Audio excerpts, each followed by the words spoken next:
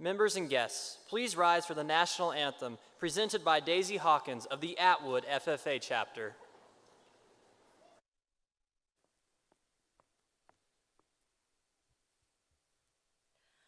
Oh, say, can you see by the dawn's early light what so proudly we hailed at the twilight's last gleaming, whose broad stripes and bright stars through the perilous fight o'er the ramparts we watched were so gallantly streaming, and the rocket's red glare, the bombs bursting in air, gave proof through the night that our flag was still there.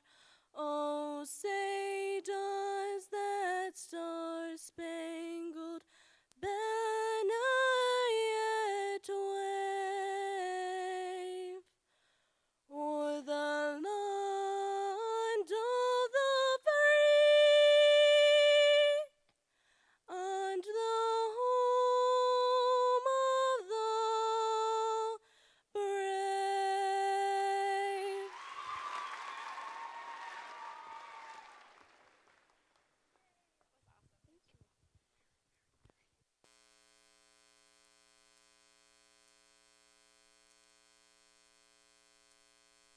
Would probably be just getting to meet. My name is Riley Slichter. My name is Mallory Meek. My name is Dean Clare. My name is Emma Lehman, and I'm a K-State Ag student. My first semester I took Animal Science 102 with Dr. Dave Nichols, and the amount of memories and just jokes that Dr. Dave tells in class is a great time, and I love it. My favorite class is definitely finance. I'm kind of a business nerd on top of animal science, so I think like investing and growing money and becoming wealthy sounds cool. My favorite class would be with Dr. Hawk. It's Intro to Agricultural Education.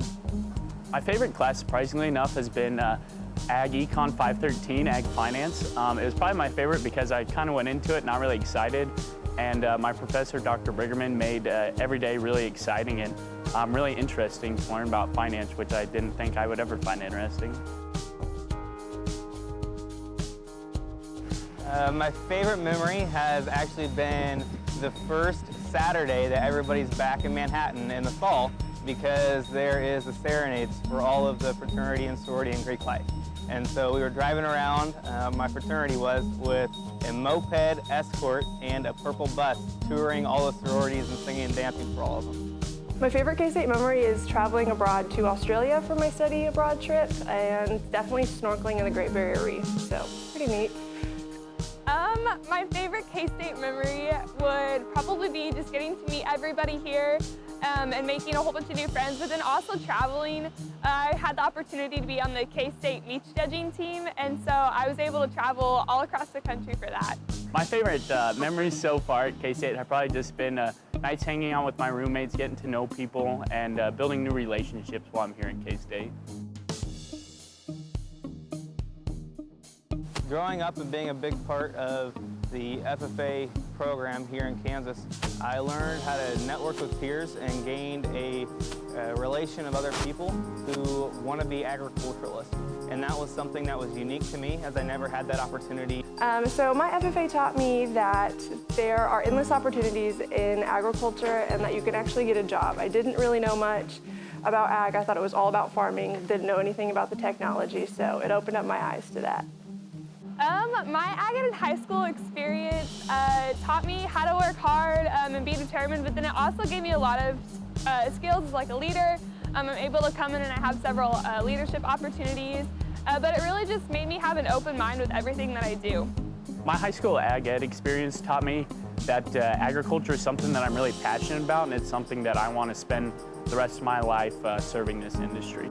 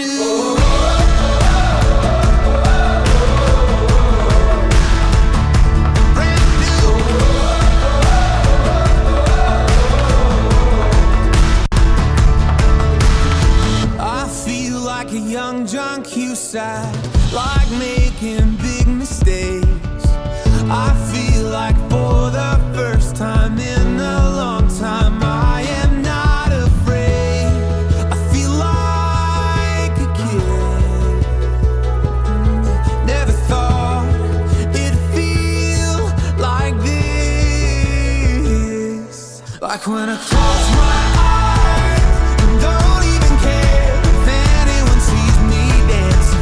Like I can fly and I don't even think of touching the ground.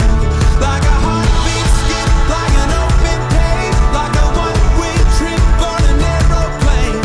It's the way that I feel when I'm with you. Brand new.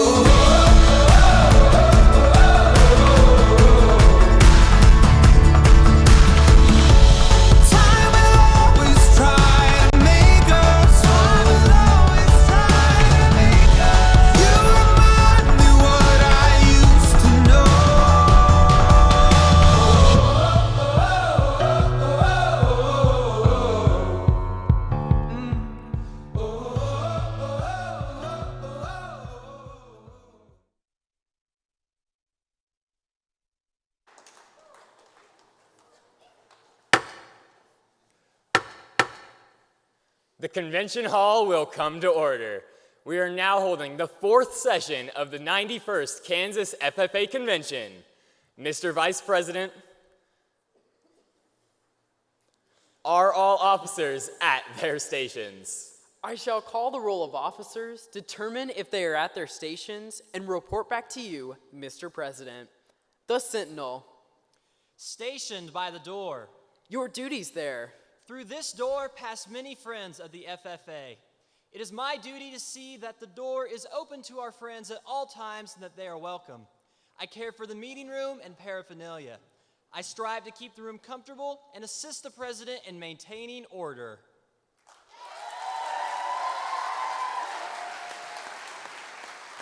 The Reporter.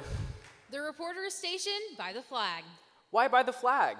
As the flag covers the United States of America, so I strive to inform the people, in order that every man, woman, and child may know that the FFA is a national organization that reaches from the state of Alaska to the Virgin Islands, and from the state of Maine to Hawaii. The Treasurer. Stationed at the emblem of Washington, Your duties there. I keep a record of receipts and disbursements, just as Washington kept his farm accounts carefully and accurately. I encourage thrift among the members and strive to build up our financial standing through savings and investments. George Washington was better able to serve his country because he was financially independent. The Secretary. Stationed by the ear of corn. Your duties there. I keep an accurate record of all meetings and correspond with other secretaries wherever corn is grown and FFA members meet.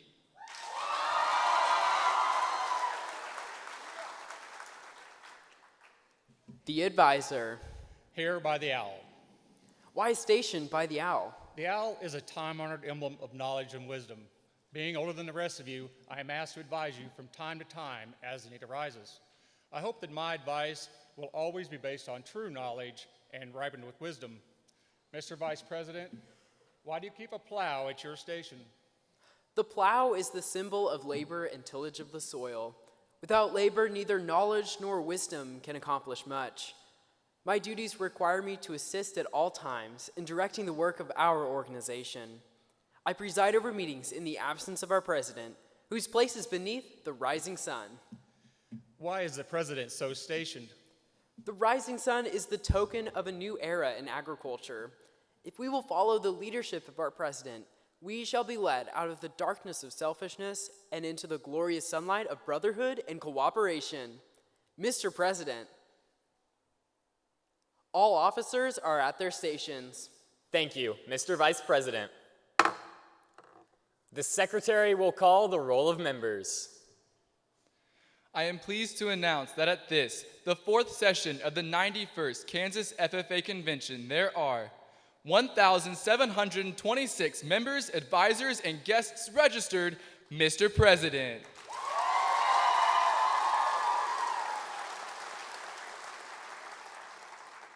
Thank you. FFA members, why are we here?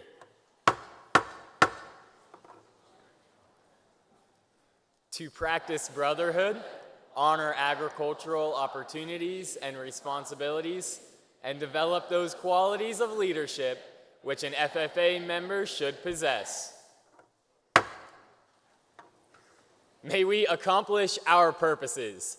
I now declare this session of the 91st Kansas FFA Convention duly open for the transaction of business or attention to any matters which may properly be presented. Today, we were honored to have Mr. Elmer Schmitz from the Doniphan West FFA chapter join us for opening ceremonies. He is retiring after 33 years of service to agricultural education. Please join me in thanking Mr. Schmitz for his investment in his students over the years.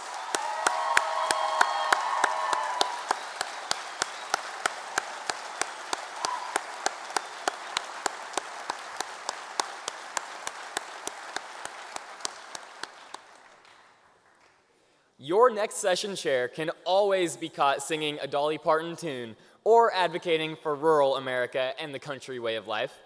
His tiger pride ranges from football war stories to parliamentary procedure teams. He's an aspiring ag teacher with a huge heart for history and a keen vision for his future chapter. And I can firmly say that I want my kids to have a teacher that is on fire for FFA and raw agriculture as your next session chair. Without further ado, I am proud to present this session's chair and your 2018-2019 Kansas FFA Sentinel, Garrett Craig.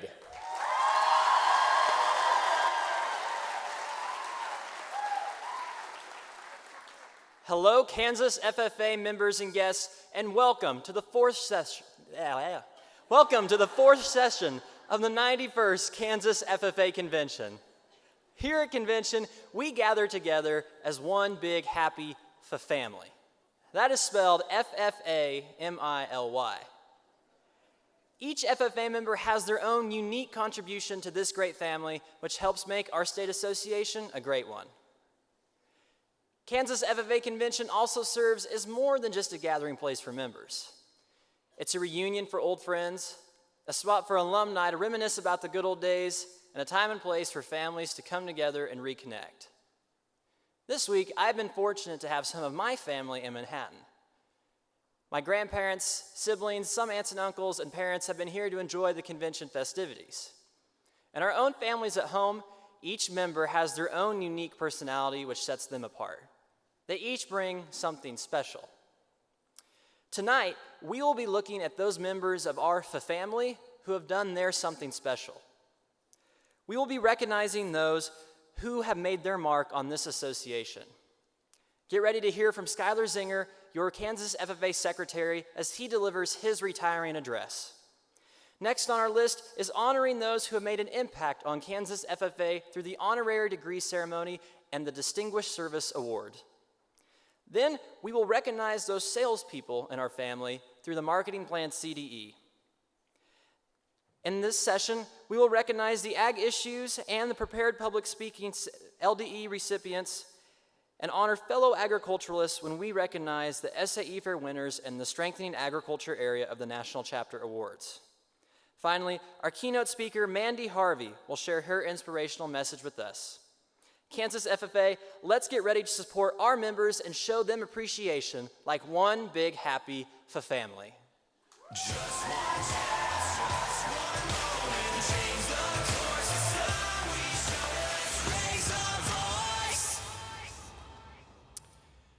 Please help me in welcoming Jacqueline and Shaylin Zinger to the stage for a very special introduction.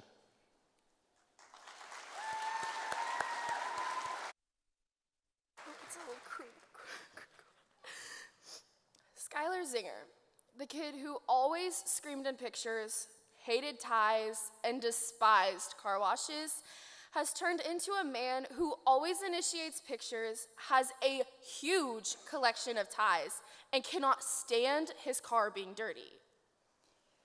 He has always had a passion for FFA, as many of us know, but he was also very active in FBLA, 4-H, CCD, CYO, and KSDS. As many of you know, Skylar has a very soft spot for dogs. But as many of you may not know, he has a very soft spot for otters as well. Skylar, thank you for never yelling when the bathroom is dirty, putting up with all of our attitudes, always telling corny jokes, and forever being the missing piece to our puzzle. Help us to welcome to the stage the man of a million puns, our brother and your 2018-2019 Kansas FFA Secretary, Skylar Zinger. All the shine of 1,000 spotlights, all the stars we steal from the night sky will never be enough, never be enough. Towers of gold are still too little.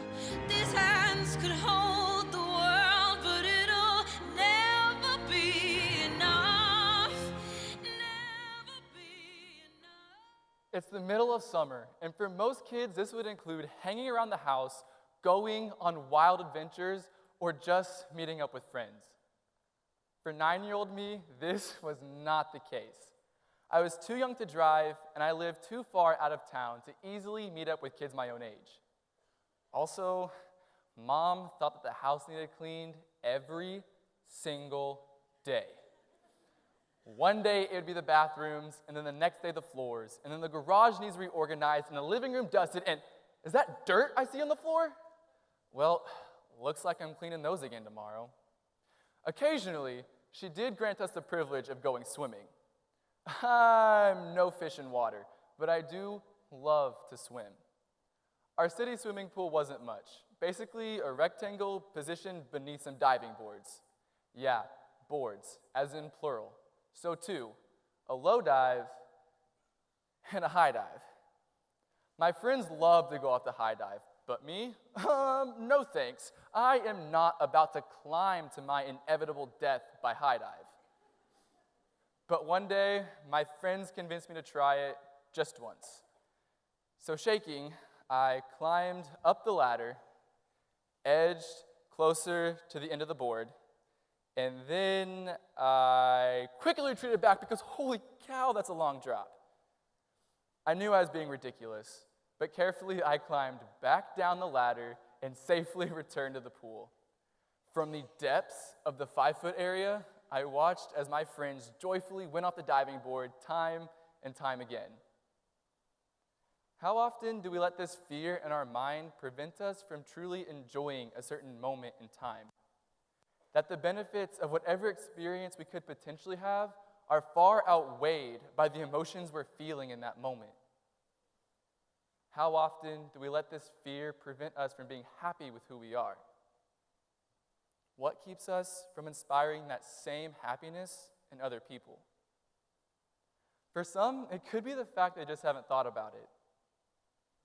Personally, I've always been way too worried about what other people think of me. The very first day of my freshman year of high school, I woke up a full 2 hours before I even had to be at school because I was so anxious, but I kept telling myself it was just excitement. After I got to school, all of that fake excitement left me as I stood just inside those doors, terrified. Slowly, I walked to my locker, and on the way, oh no, is that a senior? Avoid, avoid, avoid. Oh my gosh, is that the teacher that throws things at kids? Oh my gosh, okay, all right, Skylar, just breathe, okay. Surely, if you can make it to your classes on time, you'll be safe. Throughout the rest of the day, these feelings of anxiety only got worse, as everything I did or said felt like it was being judged or disregarded. Then came football practice. Even though I did everything I was supposed to, I still got pummeled, because the tall, skinny kid, he doesn't really fit in with the other linemen I was practicing with, because yeah, I was the guy that hiked the ball to the quarterback. Hit after hit, play after play, I kept getting knocked down. And later that evening, as I was getting ready for bed, I realized something. That night would be the first night of many where I would feel so alone. That night was the first night of many where I would feel like no matter what I said or did, I was never going to be good enough. Every day I would walk through the halls at school and think to myself, why can't I be as cool as he is? Why can't I be as smart as her? Why can't I be as strong as they are? This continued day after day, week after week, of feeling like I was less than, until one night, tears threatening to fall down my face, I realized I was tired of feeling that way. I was tired of feeling like no matter what I said or did, I was never going to be good enough for everyone else. So I made a promise to myself. I knew that no one was ever going to make me feel valid. There won't always be someone there to tell me I'm doing a good job, because I had to be that person for myself. I made a promise that no matter how many times I would feel insecure, useless, or just knocked down, I would be the one to tell myself it was going to be okay. I would be the one to tell myself that I was more than enough. You and me, we're not like everyone else. There's no one like us in the entire world. Each of us is unique and has something different to offer. We all have different talents. We all have different hobbies, different interests. We all find joy in different ways. So why? Why do we try to force ourselves to be something that just isn't us? We may feel trapped right now, but each and every one of us has the ability to get somewhere we would rather be. Let's take a moment to reflect on ourselves, but only think about the positive things you like about being who you are. What is your favorite part about being you? Some, maybe you like the way we dress, while others may like their sense of humor. But what is that one thing you love about being you? Maybe you love how good you are at livestock judging, or maybe you love how well you can understand parliamentary procedure. But whatever thoughts came to mind are things you are good at, abilities you possess that make you proud of who you are.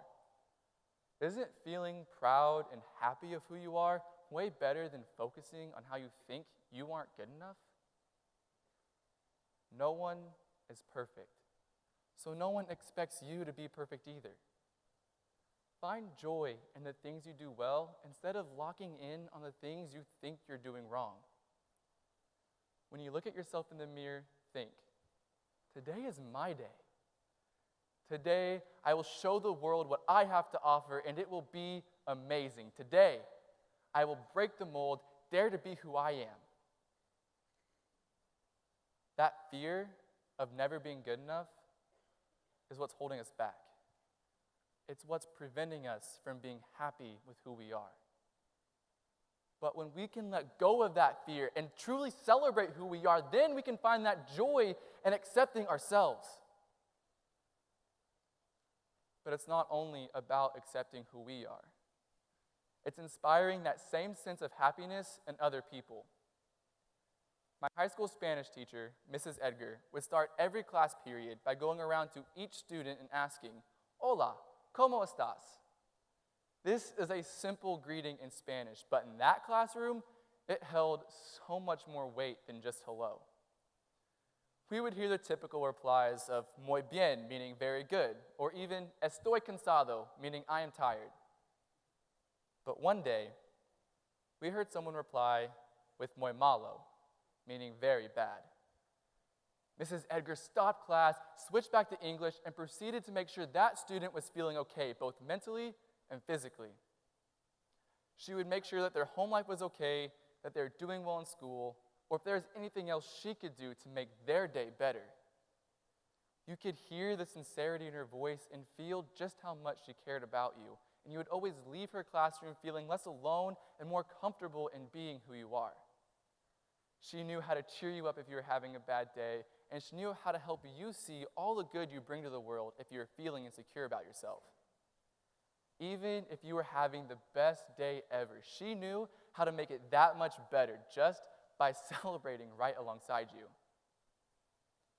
When we take the time to celebrate the successes of others, we are setting into motion a series of changes that all may result in a group of people finding their own value. Celebrate others Encourage their differences and welcome their mistakes, because that is how we can change the world. That is how we can make a difference. Think about a time you have felt invalid. A time where someone stole your right to feel happiness, sadness, or anger. How did it feel? Did it feel unfair? Did it feel wrong? If it felt uncomfortable, why do we continue to do it to other people? Why don't we build them up instead? Find an opportunity to help others express who they are or how they're feeling in their own way. This could be actively listening to someone talk about video games, even if you don't play them yourself. Or maybe it's learning more about a club or group you're not a part of simply because it's important to someone else. Help others understand that who they are is wonderful and amazing, and celebrate their successes. Encourage happiness and help others realize that who they are is more than enough. Each of us is remarkable because we all have something different to offer. Take time to celebrate your individual talents, skills, and hobbies, but make an effort to support and encourage other people. Help them understand that they possess something special that this world needs because there's no one else like them in it. You are all so much more than what society says you are. Regardless of what others tell you or even what you tell yourself, you have something great to offer. You each have a light within that deserves to be shared even in your darkest moments. You have an opportunity to share that light with so many people you come across. You are more than your faults. You are more than your insecurities because you are more than enough. All the shine on the thousands spotlights, all the stars we steal from the night sky will never be enough, never be enough. Towers of gold are still too little. These hands could hold. Skylar, your excited personality, thirst for life, and capacity to make a bad pun are just a few of the things we love about you. The love you bring for FFA and agriculture has made this year with you great. Your passion for inspiring every person we meet is truly uplifting. Thank you for being a great teammate and friend. We are all better for knowing Skylar Zinger. Love Michael, Max, Chrissy, Miranda, and Garrett. Kansas FFA, I am pleased to present to you your 2018-2019 Kansas FFA Secretary, Skylar Zinger.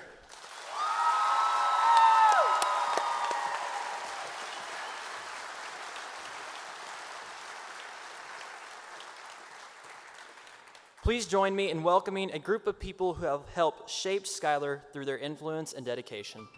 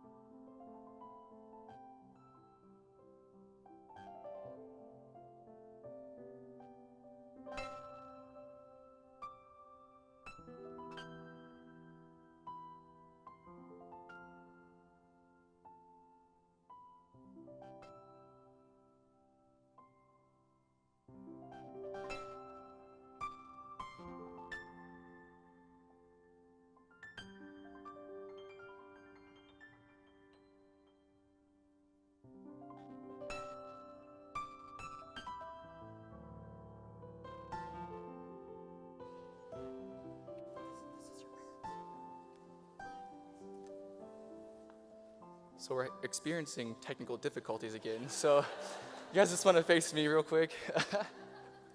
So first to my administration. I know my 4 years in high school haven't been the easiest because I've asked for a lot of time out of classes, but I don't know what I would have done without the amazing support and help and literally anything I could ever possibly need at the drop of a hat. I know you've always been in the office willing to give me and help me with anything I needed, no matter if it's printing off thousands of tests or asking for yet another admit slip for missing class or being late to class or forgetting I had class, whatever it is. So thank you for allowing me to pursue my dreams.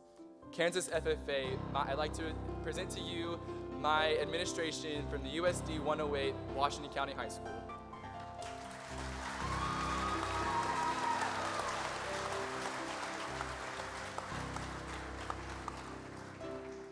Mr. Kern, there's probably a lot I could say, but shouldn't say, for the sake of your reputation, not mine.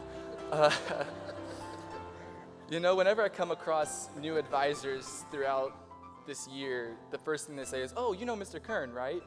And then proceed to tell me some pretty interesting stories. But one thing that they've all said that certainly rings true is how much you care about your students and just how amazing you are at connecting to them on their level and helping them progress to where they need to be, how they need to, and when they need to. And I always remember my first day of 8th grade ag class, walking in, and we went to the greenhouses, and what did you do? Well, they can ask you. Mr. Curran, thank you for literally everything you've done for me this past 4 years, whether it's escaping study hall to come to your class or being in your class for study hall, because Tiger Time's the best when it's with your ag teacher.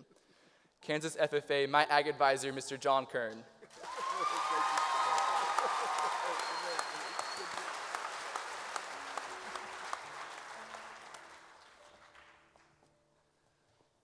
Mom, Dad, Jackie and Shay, I was hoping I didn't have to do this so it wouldn't be so hard, but I know growing up with me wasn't always the easiest, especially since I was the kid that bit you if you tried to make me take a picture, and now look at where we are, so that's certainly changed. I know I could always be a handful, and I know I didn't always get along with Jackie and Shay the best. I'm sorry, you two, but I'm sure you did amazing.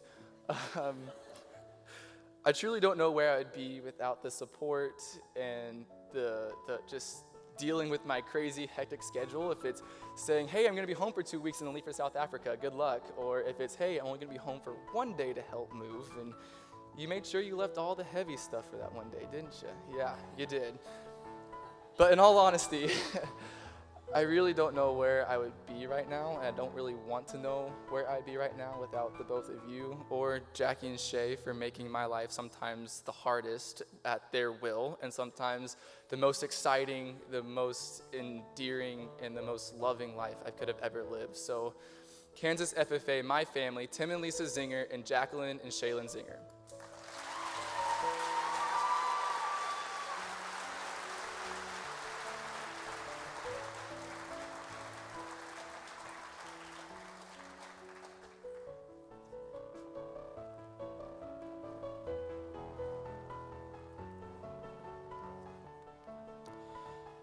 Thank you for giving us the pleasure of serving with Skylar for this year. It has been an honor to be with him as he makes a positive impact on Kansas FFA. Please join me in a round of applause for Skylar's administrators, advisors, and parents.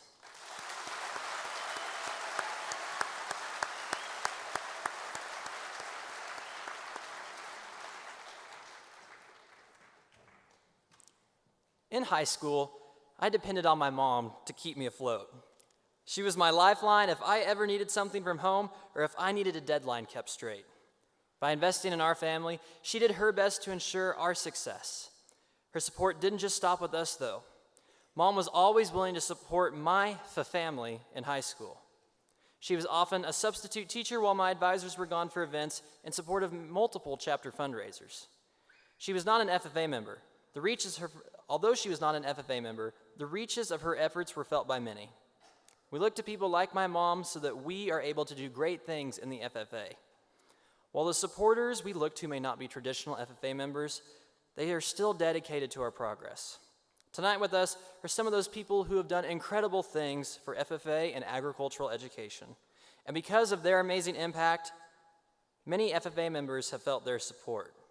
We are honored to present these supporters with the Honorary FFA degree. I now call upon your Kansas FFA President, Max Harmon, to assume the duties of the chair.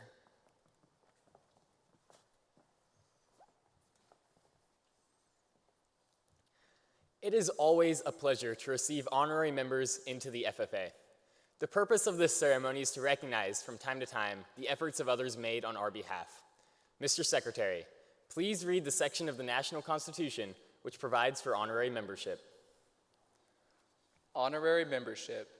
Farmers, school superintendents, principals, members of boards of education, chapter advisors, teachers, staff members in agricultural education, business people, and others who are helping to advance agricultural education and the FFA, and who have rendered outstanding service may be elected to honorary membership by a majority vote of members present at any regular meeting or convention.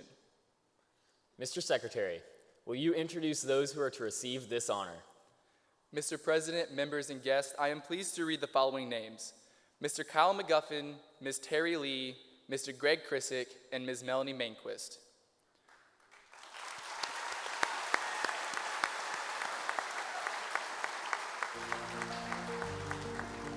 Our first honorary degree recipient is Mr. Kyle McGuffin. Mr. McGuffin is the technical director for McCain Auditorium. He has spent untold hours year after year working hard with Kansas FFA staff and the staff of McCain Auditorium to construct a fantastic convention experience. Mr. McGuffin goes above and beyond in designing and creating the iconic convention atmosphere that we know and love here in McCain Auditorium. He has created various aspects of the stage, including the emblem that shines center stage and several of the banners placed around the auditorium. His service is greatly appreciated by all who come to experience the Kansas FFA Convention. Please congratulate Mr. Kyle McGuffin.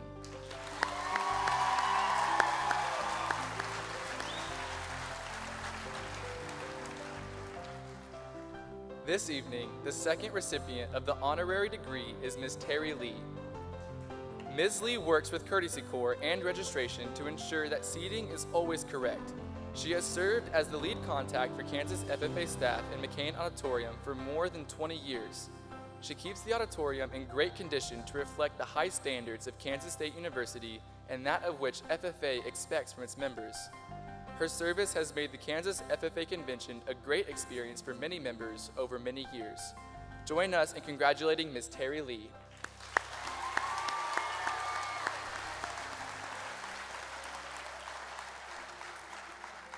Our third recipient of the honorary degree is Mr. Greg Krissick.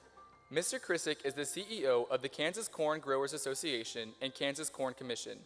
Mr. Krissick has previously served as the Assistant Secretary for the Kansas Department of Agriculture. Through his 25 years of experience working with agriculture, ethanol, renewable energy, and public policy, Mr. Krissick has made strengthening agriculture a priority. He is also finishing his second year of service as the Kansas FFA Foundation Board of Trustees Chair. Let's congratulate Mr. Greg Krissick and thank him for his years of dedication to the betterment of Kansas FFA members as we recognize him with the honorary state FFA degree.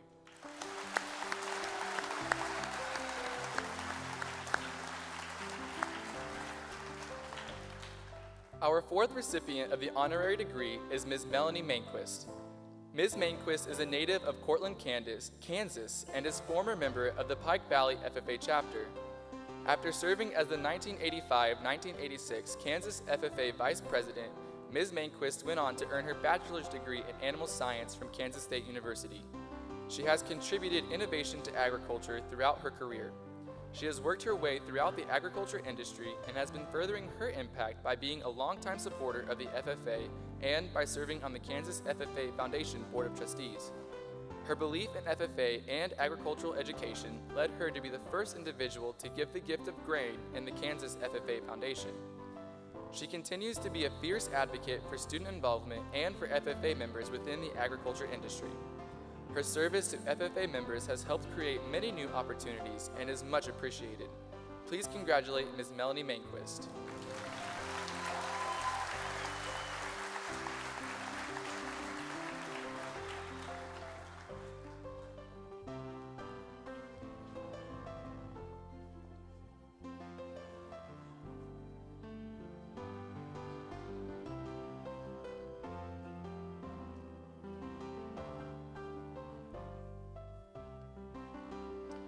I welcome you as friends of the FFA.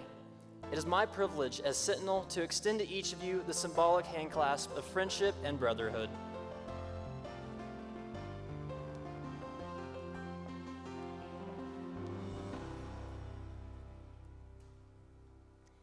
As reporter, I am pleased to inform you that the FFA is a national youth organization whose purpose is to develop agricultural leaders.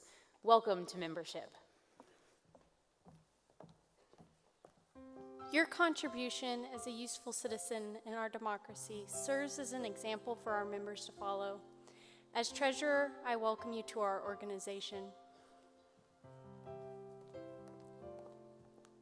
The FFA needs counsel and guidance from recognized leaders.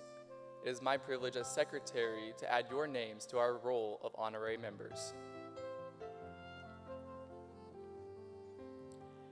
As vice president, I welcome you to the FFA. I would inform you that our members learn to appreciate the dignity of labor. Without labor, neither knowledge nor wisdom can accomplish much. On behalf of every member, I wish to say we are proud to have you as honorary members. May this affiliation prove valuable to all. I impress upon you that we look to you for counsel and guidance. It is because of the great respect we have for you that you have been elected to honorary membership. May we always cooperate for the benefit of all. I now confer upon you honorary membership in the Kansas FFA Association.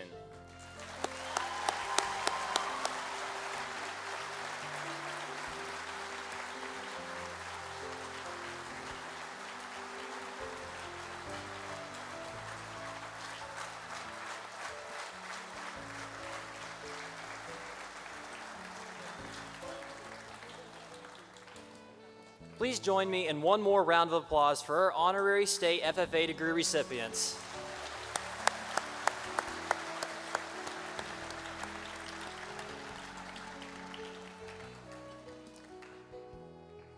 My great-grandpa Verl is 97 years old, lives by himself, and drives everywhere he wants to go. One thing that I have most admired about him as I have grown up is his continued service to our church. For many years, he has been putting forth an effort to serve, although in many different capacities, he nonetheless has been a pillar of support in our church and family. Likewise, groups who have come alongside of the FFA and provided their guidance and support for many years are a true blessing to our family. It's because of these groups that the honor of the Distinguished Service Award was created. The Distinguished Service Award is the highest award presented to an organization, agency, business, industry, or other group by the National FFA organization. We honor these recipients for their immense support for the Kansas FFA Association. Mr. Secretary, please introduce those who are to receive the award.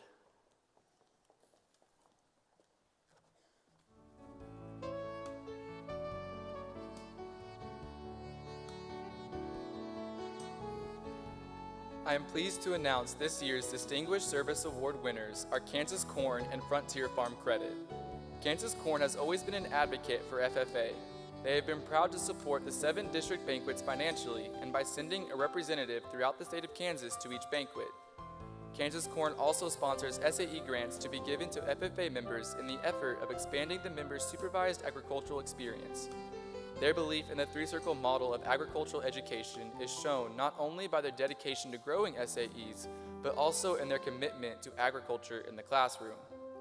New student teachers in Kansas State University have the opportunity to go through Kansas Corn-sponsored high-impact learning opportunities for student teachers to experience the corn industry and ag ed programs. Please congratulate Kansas Corn and thank them for their dedication.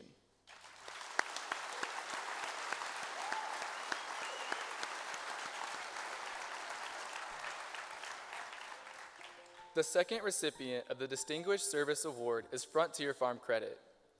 Frontier Farm Credit services the eastern portion of the state. They have made an intentional investment in FFA and agricultural education through their generous support of many programs. They provide the GrainBridge software to all FFA chapters in Kansas. GrainBridge is a web-based solution that serves as an agriculture risk program and provides risk management tools to students at no cost to teachers. They have provided more than 1,400 student handbooks across 42 counties in eastern Kansas so that more members can learn about the breadth and width of FFA and gain excitement about being a member in the organization. Join me in recognizing Frontier Farm Credit with a round of applause.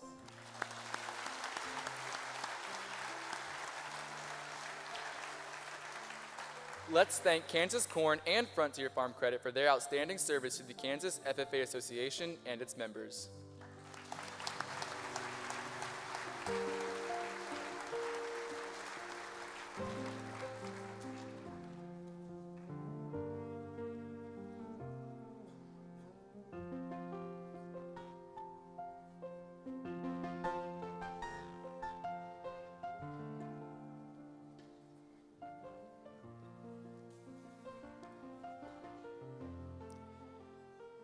My Uncle Heath is a real estate agent in Clay Center.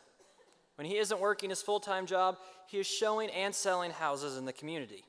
His responsibilities include putting together pictures to advertise the house, researching the history of the property, and corresponding with other real estate agents. All of this is to help the soon-to-be homeowner realize that the house is the one for them.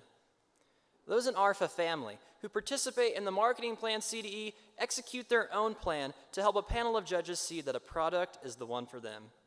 In the marketing plan CDE, students research and present a marketing plan for an agricultural product, supply, or service. This award is sponsored by Fink Beef Genetics, and we are pleased to have Megan Larson with us tonight to present the awards.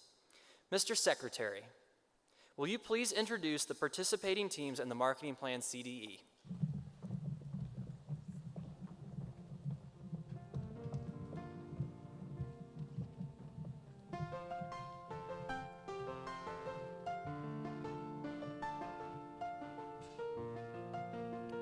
Teams placing in the marketing plan CDE are: receiving second place is the Mission Valley FFA chapter.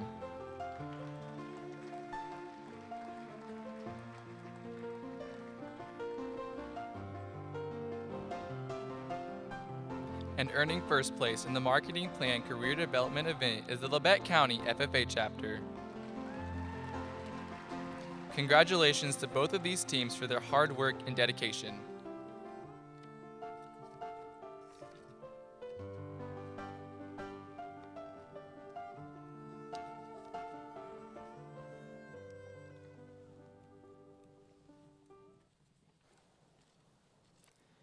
Having lunch with my grandparents is an exercise in politics.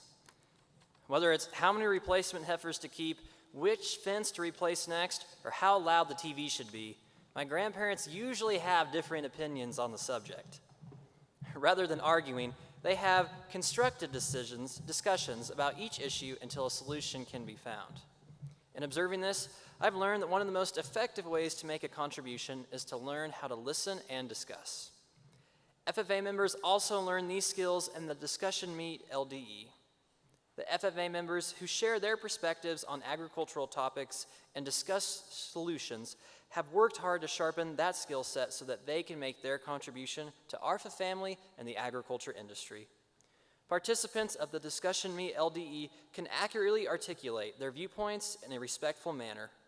We'd now like to recognize the members who have excelled in the LDE, and we'd like to thank Kansas Farm Bureau for sponsoring this event.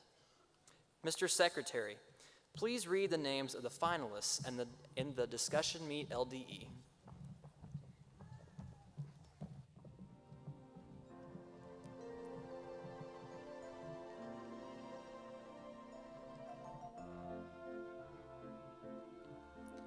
Placing fourth in the Discussion Meet LDE is Kate Schoenberg from the Spring Hill FFA chapter.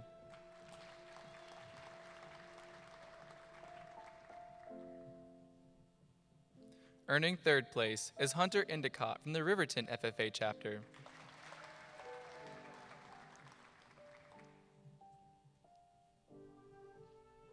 Receiving second place honors is Mackenzie Cox from the Cheney FFA chapter.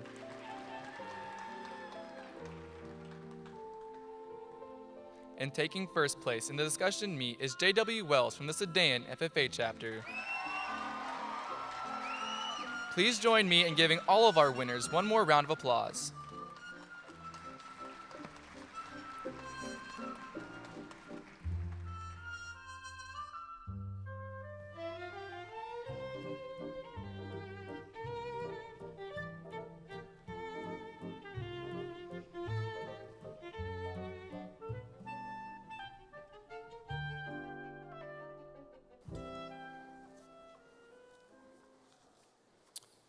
My family is home to 3 rambunctious boys who are the exact same age. Owen, Carter, and Grady are first cousins and were born within 3 months of each other. When they get together, they are known as the 3 amigos and are usually pretty ornery. They are always plotting ways to convince their parents to let them go fishing or to stay at Grandma's house.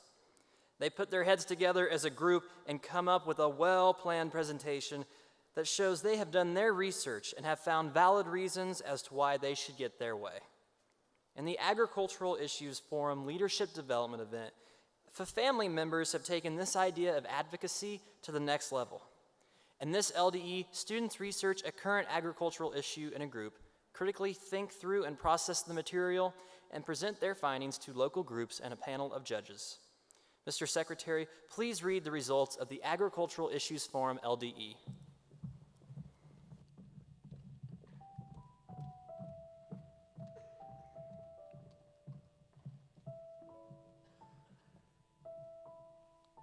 The winner of the 2019 Agricultural Issues Forum LDE is the Skyline FFA chapter. Please join me congratulating this team as they exit the stage.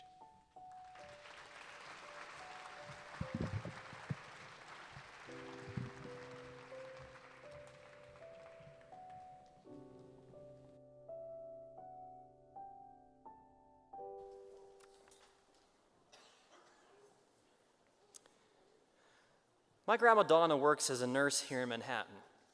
Being a student at K-State, you'd think that I would see her all the time.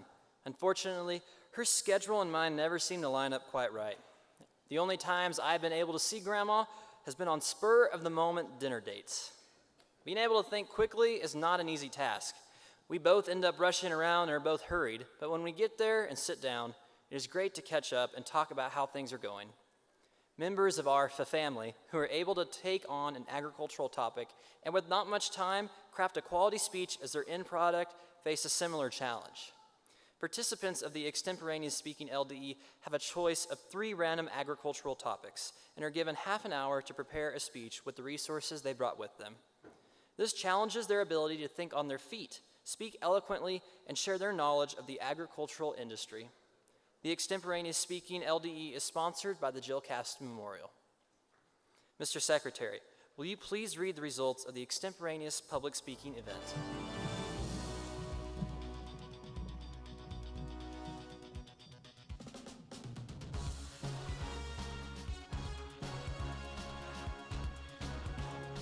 Placing 4th and receiving a $25 and a plaque is Grace Roth from the Blue Valley FFA chapter.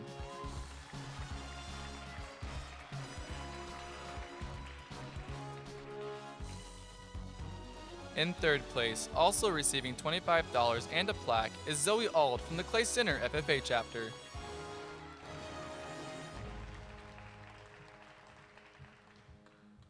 The 2nd place finisher, receiving $50 and a plaque, is Elizabeth Sturgis from the Riverton FFA chapter.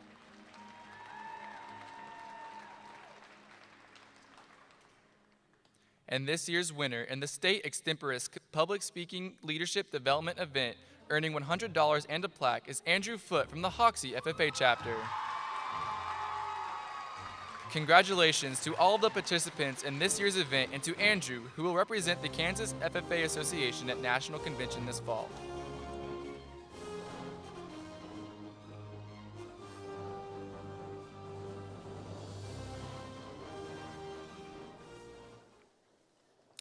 Oftentimes, vacations in my family include the entirety of my mom's extended family. As a big group, we have gone to Yellowstone, the Black Hills of South Dakota, and Colorado Springs. In all of these places, there are many sights to see, places to eat at, and trails to hike. With all of the people and all of the options, vacations like this could quickly turn chaotic. Luckily, vacations like this are planned out in every detail by either my sister, my mother, or my uncle. Their attention to details and preparation has made past vacations educational, memorable, and enjoyable. When we take the time to prepare and go to great lengths to make every detail perfect, we can do amazing things. The members of our family who compete in the Prepared Public Speaking LDE have practiced their speech over and over again, memorized it in perfect detail, been evaluated by qualified judges on the quality of their speech, and have worked extremely hard to share their amazing experiences and the stories that we build in agriculture. Let's thank the Kansas FFA alumni for their generous sponsorship of the Prepared Public Speaking LDE.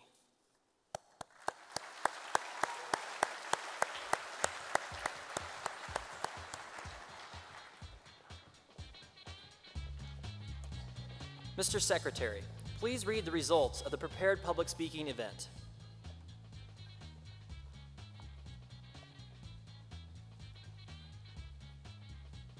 Placing fourth and receiving $25 and a plaque is Jacob Shepard from the Arkansas City FFA chapter.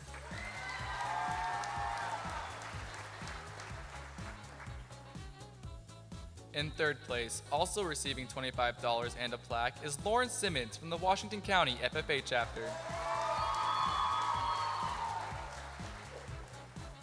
The second place finisher, receiving $50 and a plaque, is Emily Swiger from the Coffeyville FFA chapter.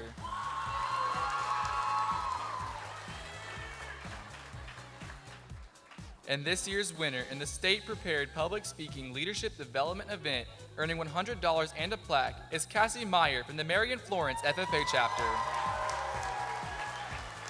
Congratulations to all of the participants in this year's event and to Cassie, who will represent the Kansas FFA Association at National Convention this fall.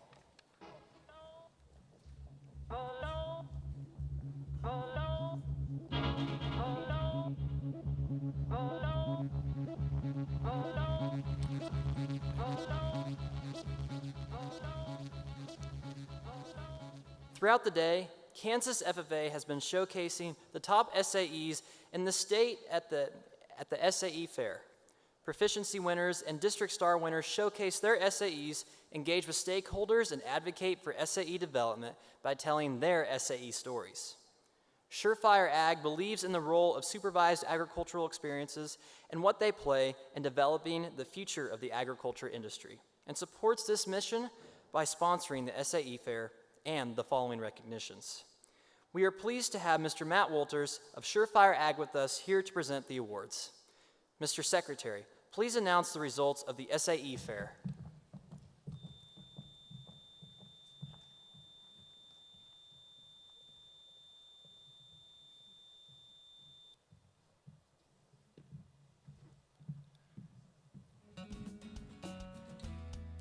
The 2019 SAE Fair Best in Show award winners are Lauren Gertzen of the Buhler FFA chapter, Blake Bell of the El Saline FFA chapter, Denton Carrico of the Labette County FFA chapter. Please join me in congratulating all of these SAE Fair participants and this year's Best of Show winners.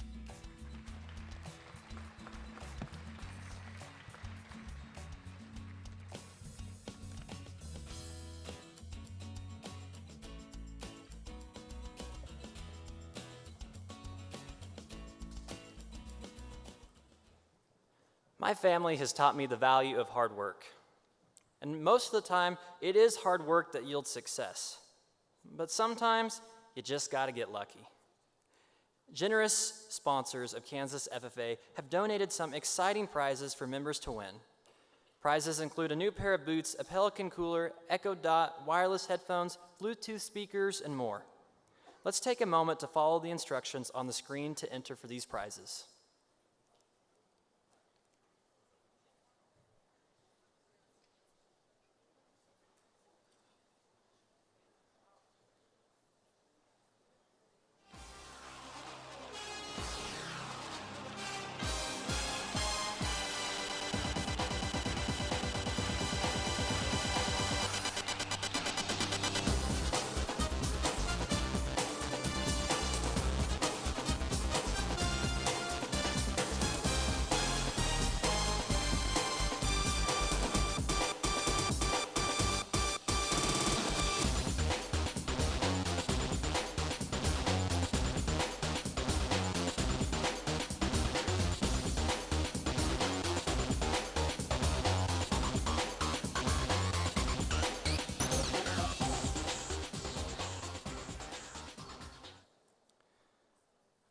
Winners will be notified via text message by the conclusion of this session.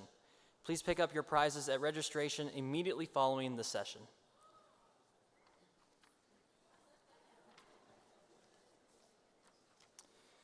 Hanging above the desk in my Grandma Debbie's house is a plaque that recognizes her for her years of service on the County Conservation Board.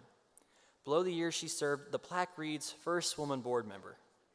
Grandma Debbie worked hard to improve and strengthen agriculture in Clay County and opened the door for many women after her to do the same. Her work has made a positive impact on agriculture and conservation. Strengthening agriculture is a responsibility that can't be taken lightly. Chapters across Kansas also work hard to improve agriculture and its impact so that the industry is in capable hands for future agriculturalists. The chapters who have gone above and beyond in the area have spent hours supporting farmers, businesses, and helping advocate on behalf of the agriculture industry. Those chapters who have excelled in completing this task will now be recognized for doing such excellent work. This award is sponsored by the Landau Corporation. Mr. Secretary, please read the names of the award-winning chapters.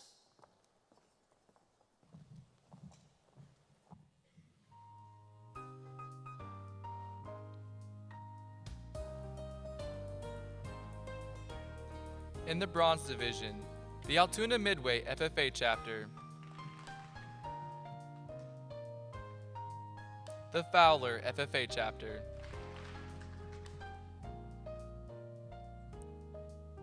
the Junction City FFA Chapter,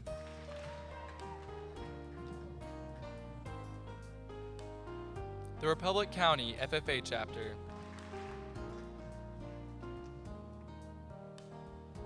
the Rossville FFA Chapter,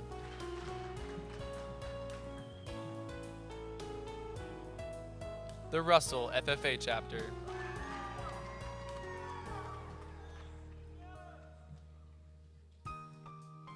the Sylvan Grove FFA Chapter,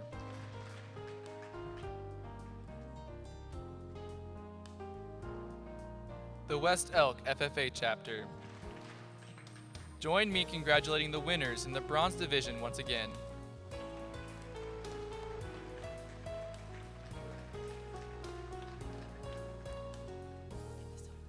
In the Silver Division, the Blue Valley FFA Chapter,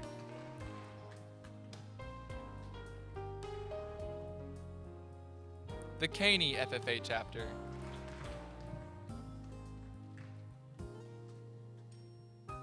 the Central FFA Chapter,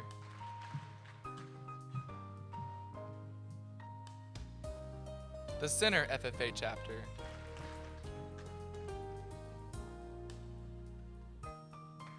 the Chautauqua FFA Chapter,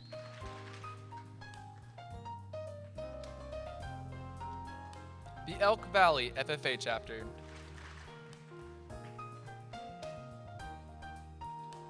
the Fairfield FFA Chapter,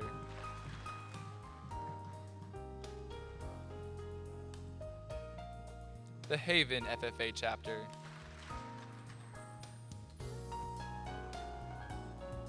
the Iola FFA Chapter, the Jackson Heights FFA Chapter, the Jefferson West FFA Chapter,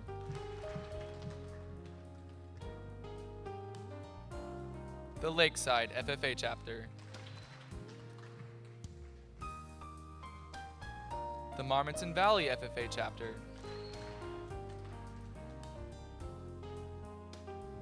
the Stanton County FFA Chapter,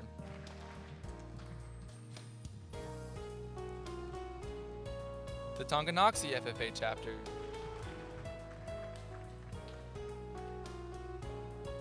the Wamego FFA Chapter, the Yates Center FFA Chapter. Let's give the chapters in the Silver Division another round of applause.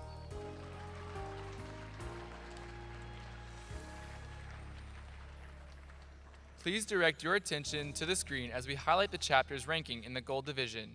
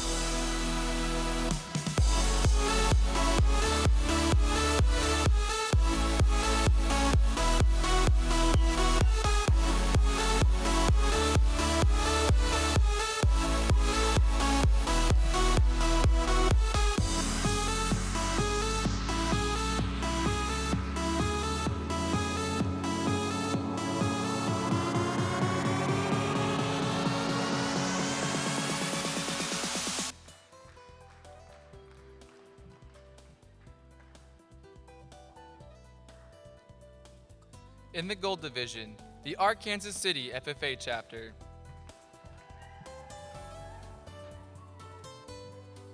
The Beloit FFA chapter. The Buhler FFA chapter. The Chapman FFA chapter.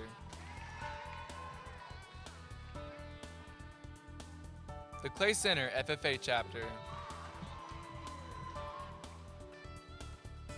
The Clifton Clyde FFA chapter.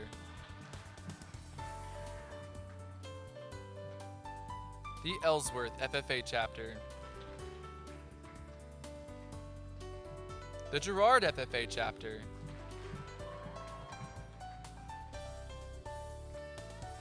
The Hayes FFA chapter.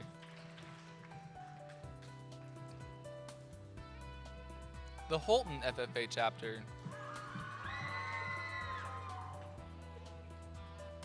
The Inman FFA chapter.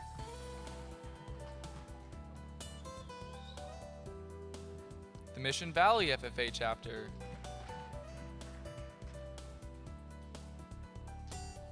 The Neodesha FFA chapter. The Riverton FFA chapter.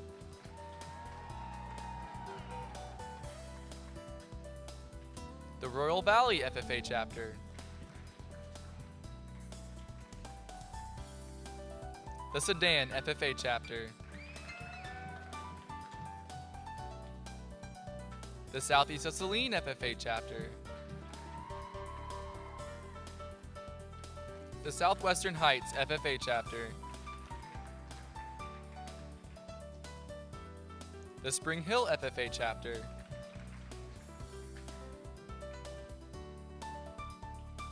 The Udall FFA chapter. And the Valley Heights FFA chapter.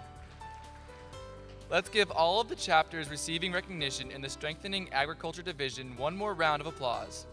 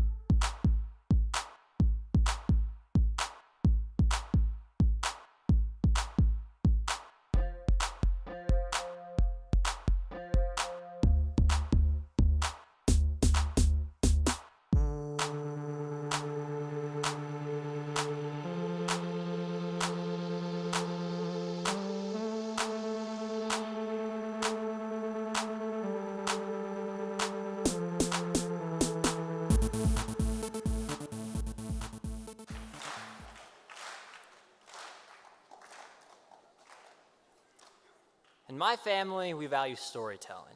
And tonight, our speaker is Mandy Harvey, and she has an amazing story to tell. Originally from St. Cloud, Florida, she has sang throughout her entire life. At 18, Mandy lost her hearing, but through her perseverance and natural ability, she found a way to keep telling her story through music. She rose to national prominence when she auditioned for America's Got Talent and received the Golden Buzzer. Since then, Mandy Harvey has been a superstar, on and off the stage, writing a memoir and speaking to audiences nationwide. We are honored to learn from her as she gives tonight's keynote address. Please help me welcome to the stage Miss Mandy Harvey.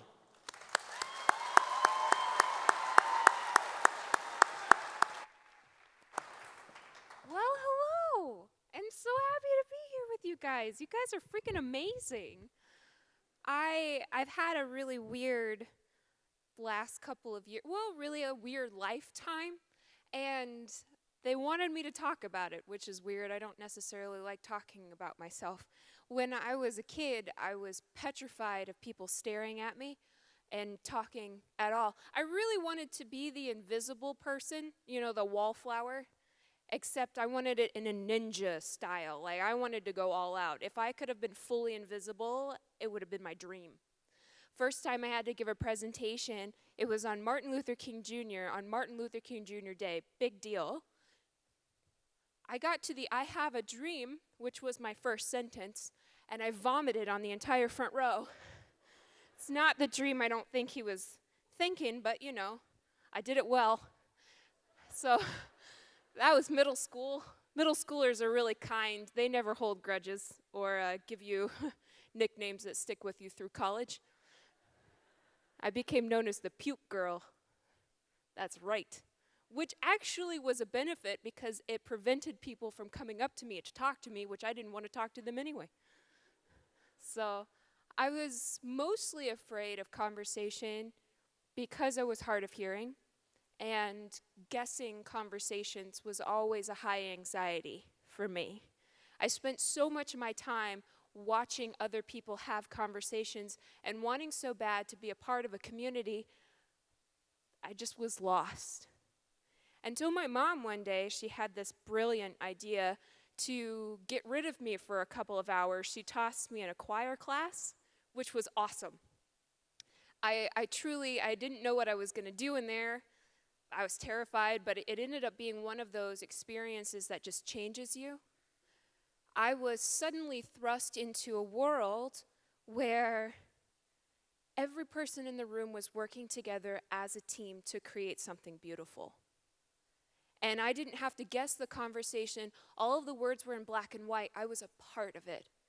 So that community, that longing of being a part of something bigger than myself, it was there. And not only that, the really cool thing about music, the arts, dance, is that every culture in the world, regardless of if they've ever interacted with any other tribe, they create their own music. It's a universal language. And for me, what I fell in love with was the fact that it didn't matter. It didn't matter who you were. It didn't matter your background. It didn't matter if you were cool. It didn't matter how much money you had in your pocket, color of your skin, your political beliefs, how you cook your eggs. It did not matter. We were working together as a team to encourage and make other people smile. How cool is that? That's a really cool job. And I said, you know what? This is what I'm going to do for the rest of my life. I want to be a music teacher because I don't want to be a performer. Hell no. Being a performer means I have people staring at me all the time. Thank you very much. Quite painful. You should feel ashamed of yourselves.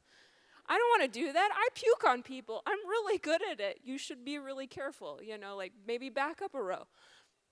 I never wanted to have that crippling anxiety of feeling my feet go numb and then losing function of my knees. And then your hands get cold and they start to move on you in a weird direction as your blood pressure starts to rise. When all of a sudden you just feel like you're going to die, and then you pass out and hit the stage really hard and gain a new nickname as the girl who pukes and passes out. No, thank you. I'm good. But I want to create community, and I want to encourage other people to express themselves, and I want people to move outside of just being focused on themselves to give back to others. So I said, teach. Let's do this.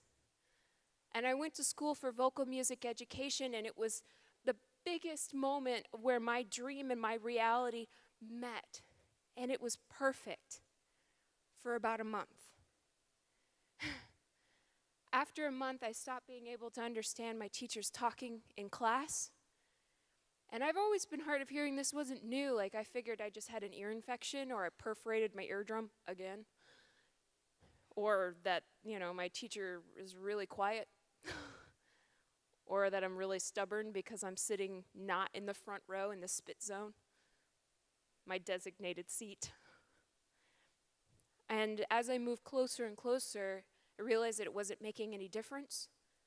And so I went to the audiologist. I had lost 40 decibels of sound in both ears in a month, which is basically your ability to understand people talking at all. And it just kept going down, and it kept going down, and it kept going down until eventually I was being told silly things like, oh, you're legally deaf. Don't worry, we're going to give you hearing aids. Oh, great. Cool. I named them Hope. Not because I was like, oh, hope. No, because of Star Wars. Help me, Obi-Wan Kenobi. You're my only hope. And so it was a new hope. My hope. I was going to go over across the galaxy with hope. It was going to be fantastic. As long as Java didn't show up. It was going to be good. I started the new semester with hope. And my hearing loss just kept plummeting down. And then I became a lot more in a pickle. I became profoundly deaf, and my hearing aids didn't help me anymore, and I was dropped from the music program, and I lost myself. I had made a lot of fatal mistakes in that world. One of the bigger mistakes that I had made was I convinced myself that I was only capable of doing one thing, music education, that it didn't have anything else to give, and that I wasn't any person past that one moment. I wasn't capable of crafting a new dream because it had become everything to me, my entire identity. Second big mistake. I had lost my original dream, the core of it. Because I was so focused on doing music education, being a music teacher, blah, blah, blah, I stopped focusing on what is it about that choice that inspired me in the first place? What was it that I actually wanted? I wanted to create community. Okay. I wanted to encourage people. Okay. And I wanted to inspire people to express themselves. Okay. So my core dream is still achievable. I just have to be innovative. Start over. I moved back home, started taking sign language classes, got involved with the deaf community, and I found my voice for the first time. And some magical things happened. One, I got to be in a room full of people who were signing, and I knew the language, so I wasn't the person looking at conversations, I was a part of it.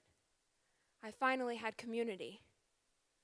And then that scared person who was always afraid to open their mouth, she disappeared. Because I had already faced the biggest fear that I ever had. My hugest fear, the big one, was losing my hearing. So I couldn't be a music major. Well, it happened. And I'm still standing. Bring it on. What's the worst that can happen by standing in front of you? I puke on someone? Who cares? They'll get over it. I know I will. But something really cool happened. I stopped being able to hear myself. I know people are like, yeah, that's what happens when you can't hear. Yeah, I got it. No, what I mean is I stopped being able to judge myself.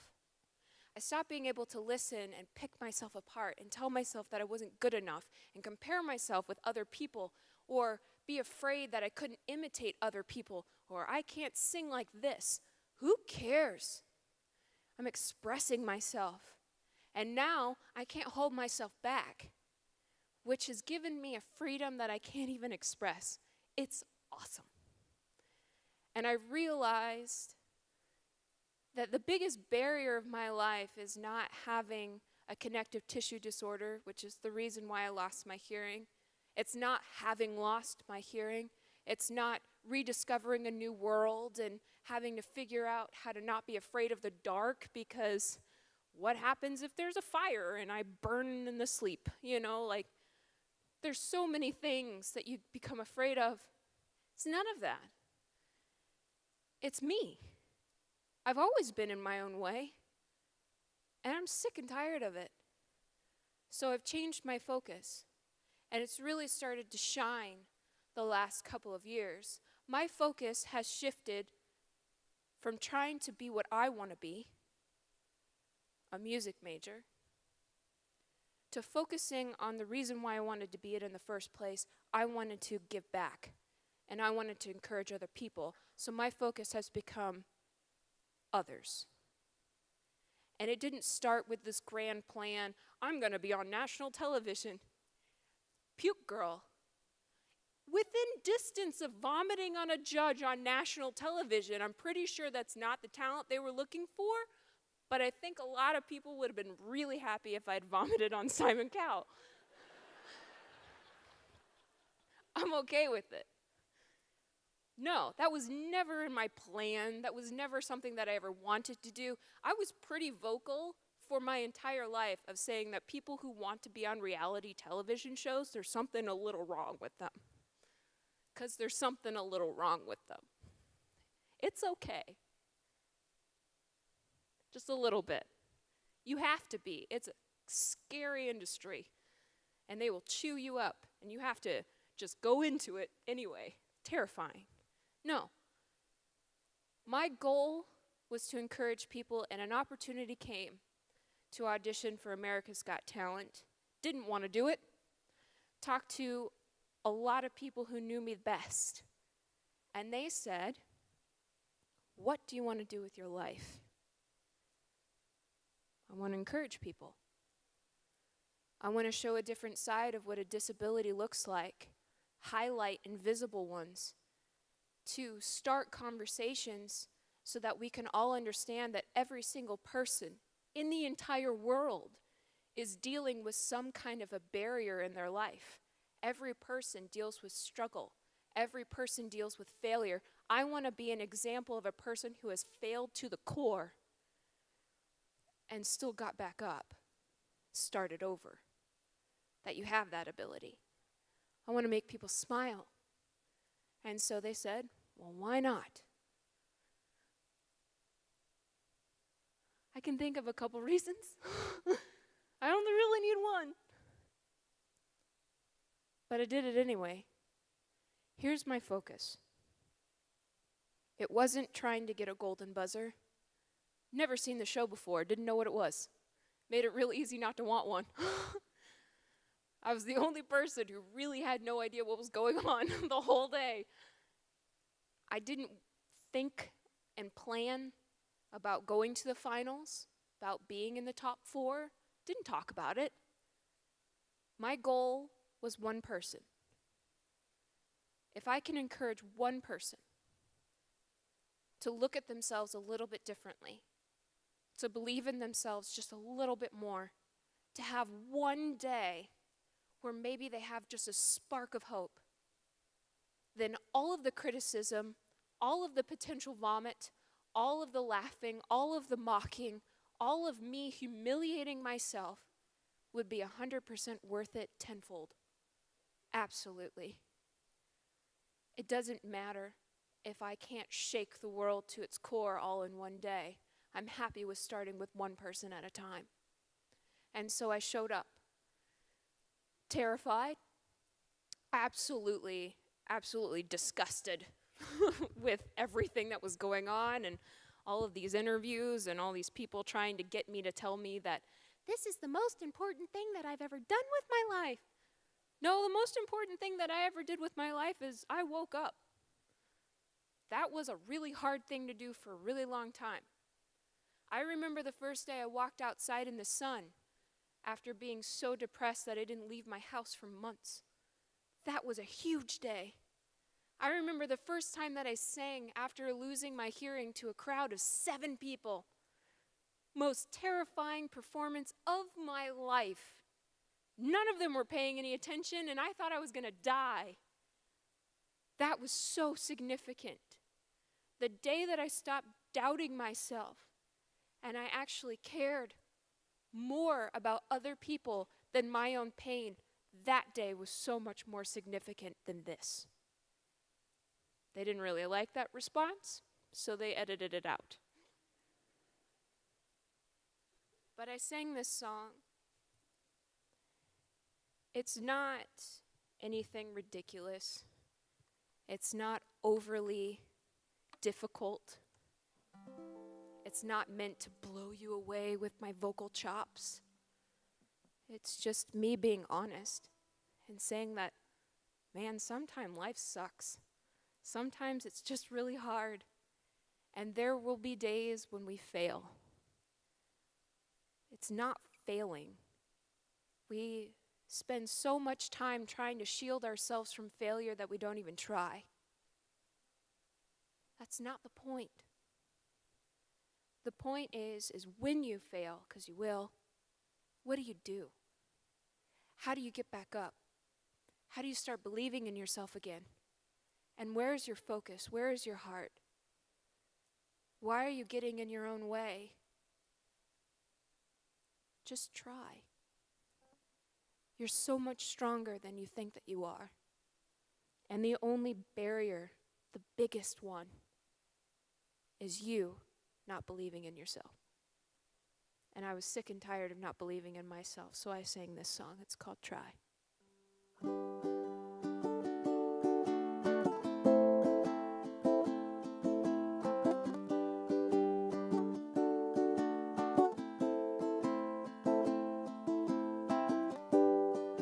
don't feel the way I used to.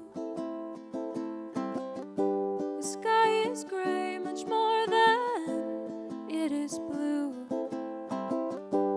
But I know one day I'll get through,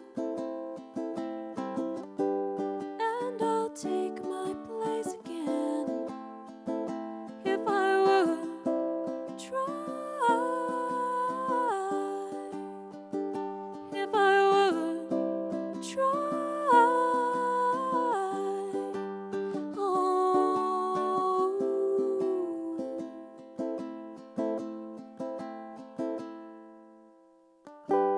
I don't love the way I need to. You need more, and I know that much is true. So I'll fight for our breakthrough, and I'll breathe in you again if I would try. If I would try. Oh, there is no one for me to blame, 'cause I know the only thing in my way is me. I don't live the way I want to.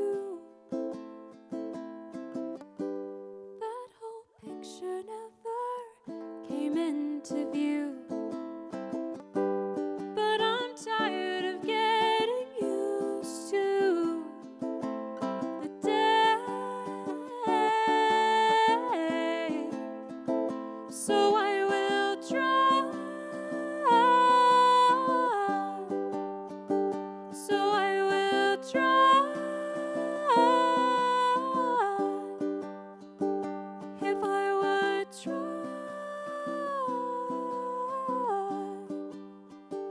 If I would try.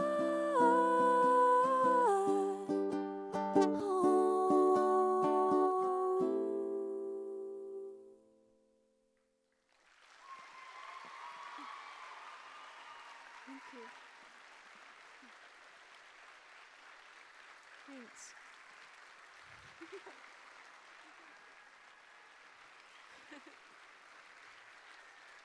Well, thank you. Sit down. I got more to say. They gave me a microphone. That was their first mistake. So I showed up with the intention of encouraging one person, because that's where it has to start. The first person it has to start with is you, obviously. You have to be the one to make a decision that you want to do something. And if I have learned anything over the many years that I have been aware of the FFA, is that you have such a heart for change and for making things better and solving problems. And the beautiful thing about being in an organization like this and being in a room like this, it's not that you get to come together and you get to eat dinners together and you're like, woo, I'm not home. It's, trust me, that's like a big one. It's that you get to be in a room full of people who are teammates. These are a room full of resources, room full of connections, a room full of community, people to bounce ideas off of, and a room full of potential encouragement. And I hope from the bottom of my heart that you don't just leave with some notes and some plans for yourself, but you leave with some connections and you stay hooked in so that you can encourage one another, that when you fall, when you fail, when you struggle, that you don't see it as the big, devastating thing that has happened in your life that you will never get past. No, it's not your identity. Failure is something that is a part of your story, sure, but it isn't who you are if you don't let it be. That you have this community to encourage you and encourage each other to find creative solutions and use that failure as a learning tool of, okay, I know it didn't work this way. Let's poke at it at a different angle. Let's go around. Let's go under. Let's go through. Let's create a new solution. Everything is impossible until it's not. And it starts with one person making a change, making a decision that they want to take a risk. That's where it starts. I got to be one person who was encouraged by a lot of one people again and again and again and again until it became an army of people surrounding me, encouraging me to do things far past my comfort zone for the overall benefit of encouraging others. My try video has been seen well over 500 million times. It's been translated into languages all over the world, 65 countries, something ridiculous. I got to bring closed captioning for the first time. I got to bring sign language for the first time on that stage, showing an interpreter that I needed, because there's nothing wrong with being different, there's nothing wrong with needing help, and there's nothing wrong with creating a community that can be strong with you. And I was not going to stand on that stage and appear that I needed to look normal. I'm weird, I got it. I'm okay with it, I've embraced myself, bring it on. So, thanks. But it led to some really cool things. I have a video that I want to share with you really quickly, if it comes up. Ooh, it worked.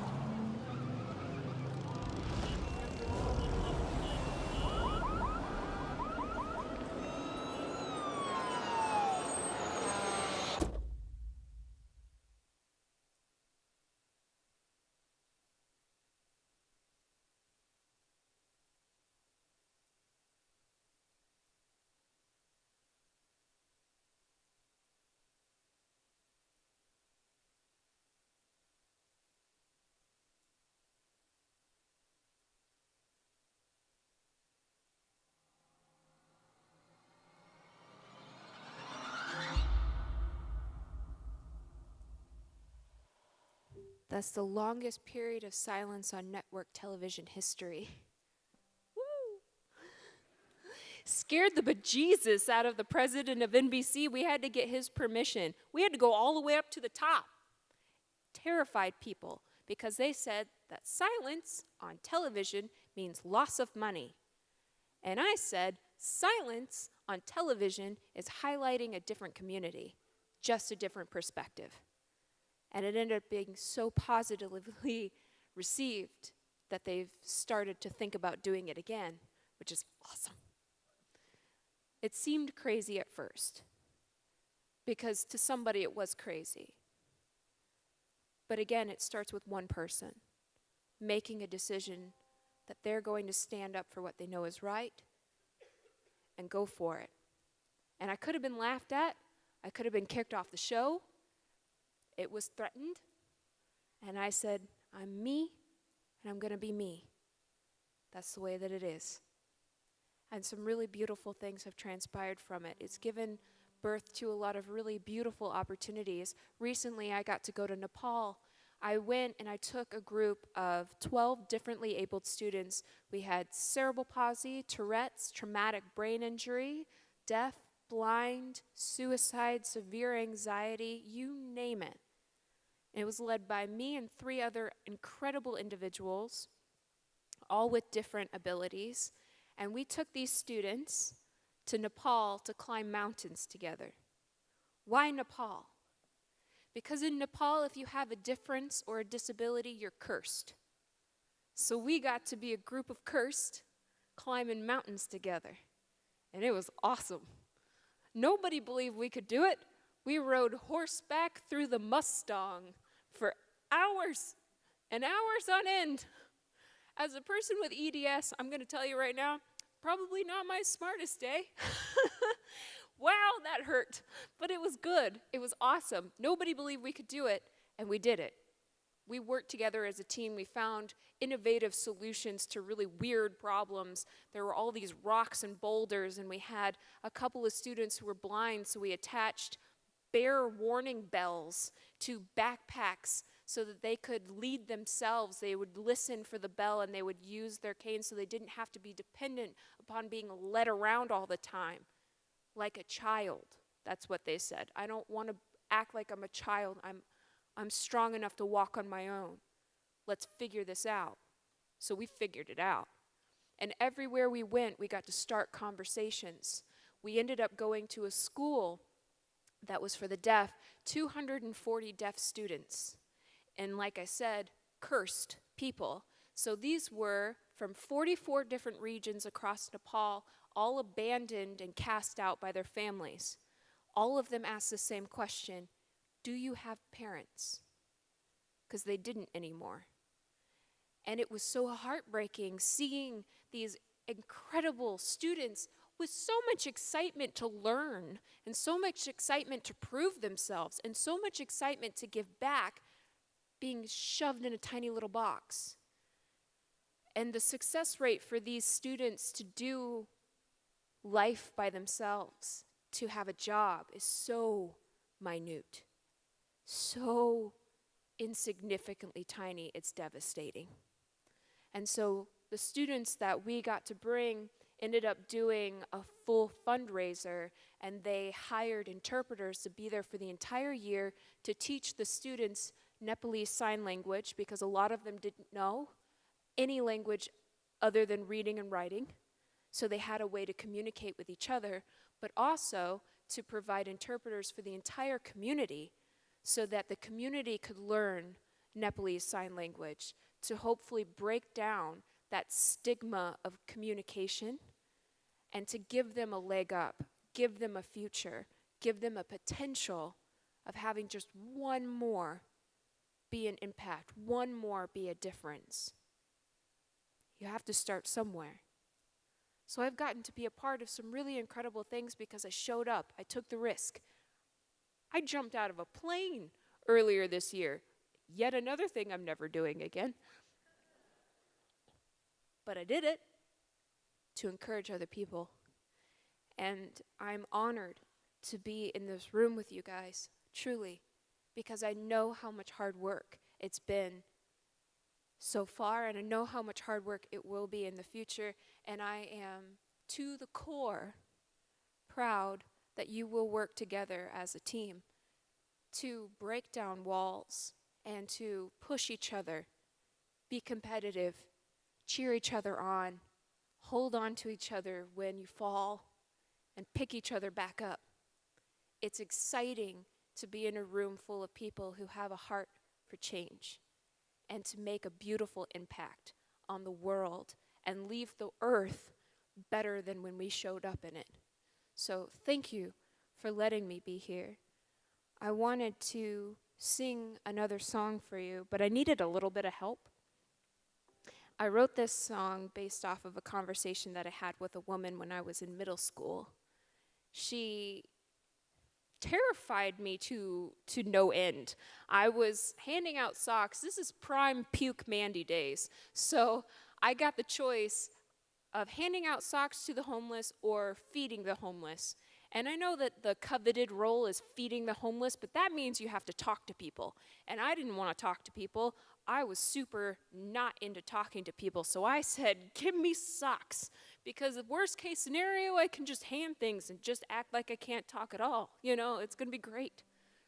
First pair of socks. This lady comes running at me full force, which is a great thing to see, you know, to really remain calm. Is a person barreling at you with a crazy look in their eye, just running you down. And she grabbed my arm. Again, a great way to keep a person calm and make new friends. Don't try this at home. She grabbed my arm and she said, nice to meet you. Are we flying or is it all in my head? I only had socks.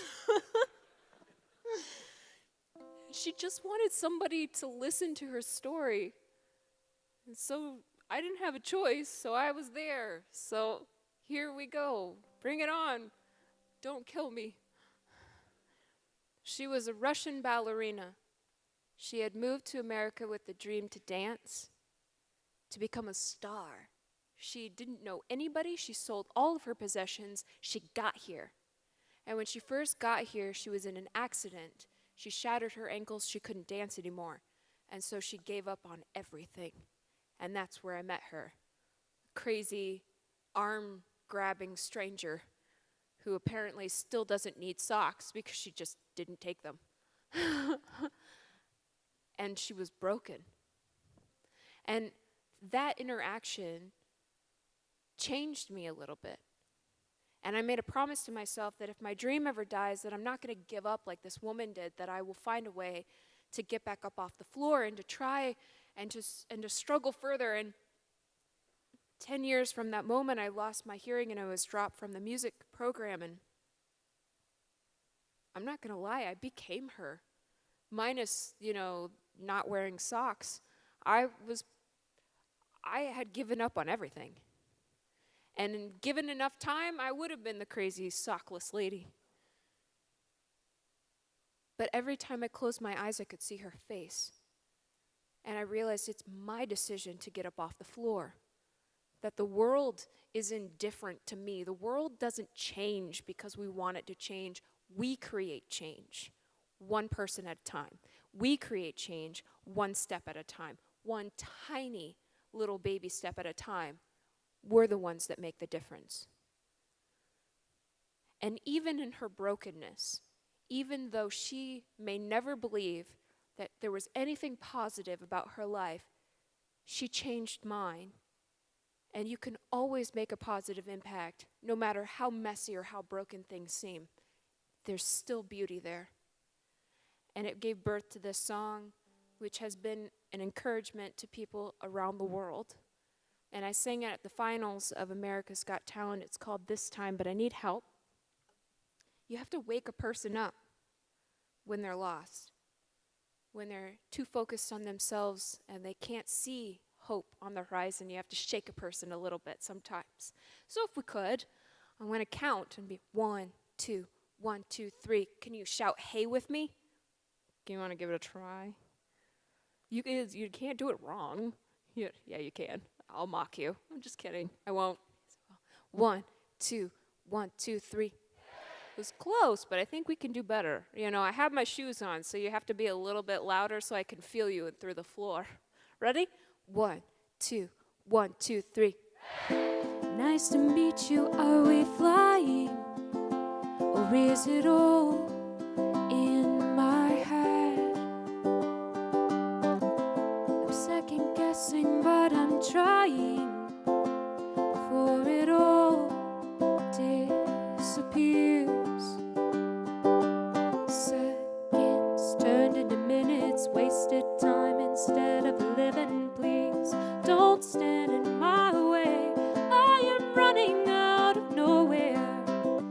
Yes, I'm moving on, I'll lose the race if I wait. I'm so close that I can taste it.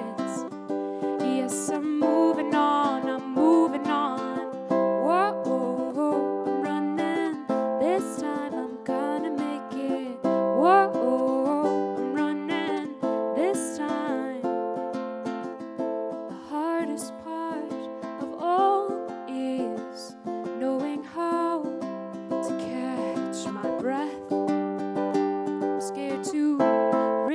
all, take a chance, close my eyes and try again. But seconds turned into minutes, wasted time instead of living. Please don't stand in my way. I am running out of nowhere. Yes, I'm moving on, I'll lose the race if I wait. I'm so close that I can taste it.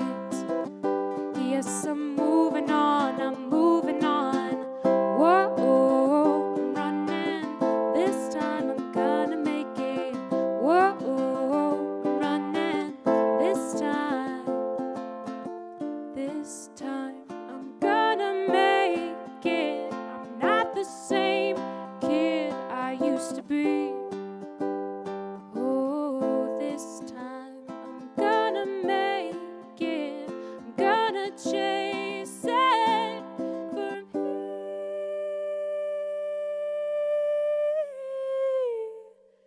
'Cause seconds turned into minutes, wasted time instead of living. Please don't stand in my way.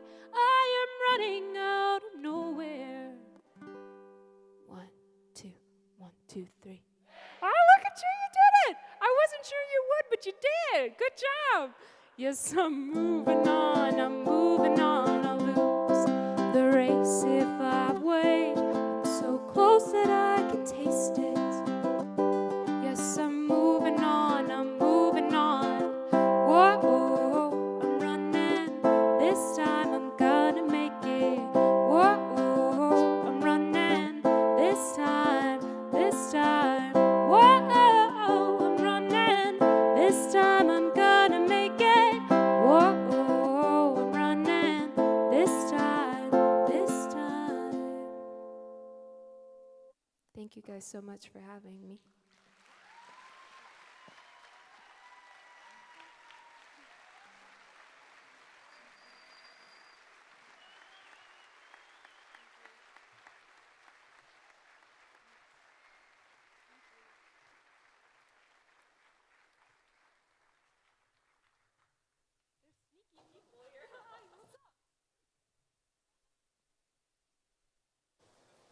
Oh, we're staying.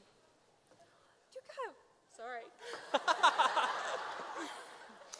Ms. Harvey, thank you so much for teaching our members to pursue their passions and that our worth comes from within. We're so fortunate to be able to experience your message. We greatly appreciate your presence tonight. I'm happy to be here. Oh, look at me. Please accept this gift on behalf of the Kansas FFA Association. Oh, thank you. That's so incredibly sweet, guys. Can I hit this?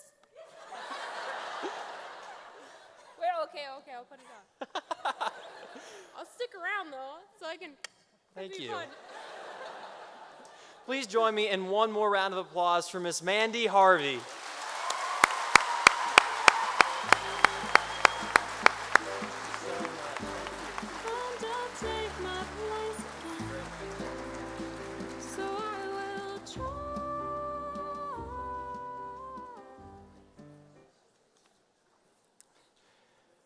What an amazing family we are a part of. We saw many great examples today of just how special it is to be an FFA member. We heard the story of your 2018-2019 Kansas FFA Secretary Skylar Zinger, recognized individuals who are ardent supporters of the FFA, and awarded those members who have perfected the art of relaying important messages through extemporaneous, prepared public speaking, ag issues, and discussion meet. We then brought on stage the chapters of our family who have worked diligently to tell the story of agriculture and strengthen its impact. Mandy Harvey shared with us her inspirational message for us to take back to our chapters with us. As we finish this session, I now call upon your Kansas FFA President, Max Harmon, to assume the duties of the chair.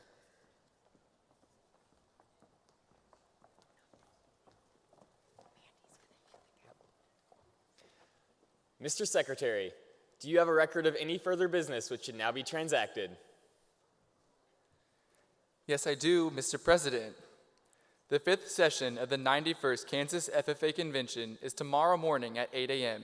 Highlights of the 5th session will include the retiring address of your 2018-2019 Kansas FFA Treasurer, Chrissy Isle, Agri-Science Student Recognition, the State of Agricultural Education Address by Mr. Kurt Dillon, as well as the approval of the 2019 Nominating Committee Report and the election of your 2019-2020 Kansas FFA Officer Team. The Stars Over Kansas will be featured at the SAE Fair tomorrow from 10:10 to 10:45. Be sure to stop by the Leadership Studies to meet our star finalists and learn about their SAEs. Thank you. Does any member know of any new or unfinished business which should properly come before this session? We are about to adjourn this session of the 91st Kansas FFA Convention. As we mingle with others, let us be diligent in labor, just in our dealings, courteous to everyone, and, above all, honest and fair in the game of life. Fellow members and guests, join me in a salute to our flag.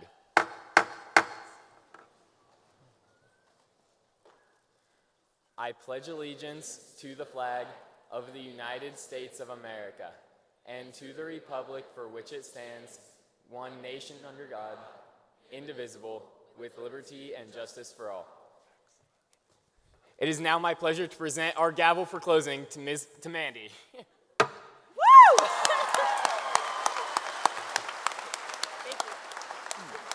I now declare this session adjourned.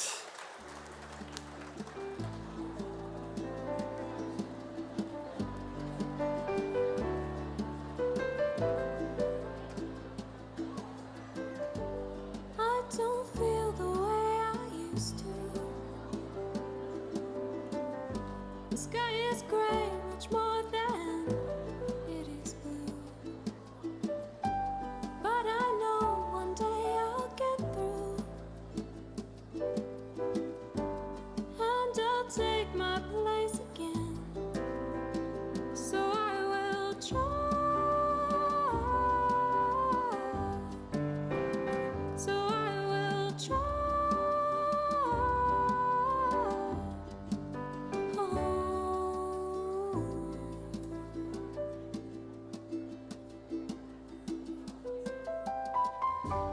I don't love the way I need to. You need more, and I know that much is true. So I'll fight for our breakthrough, and I'll breathe in you again. If I would try. If I would try, oh, there is no one for me to blame, 'cause I know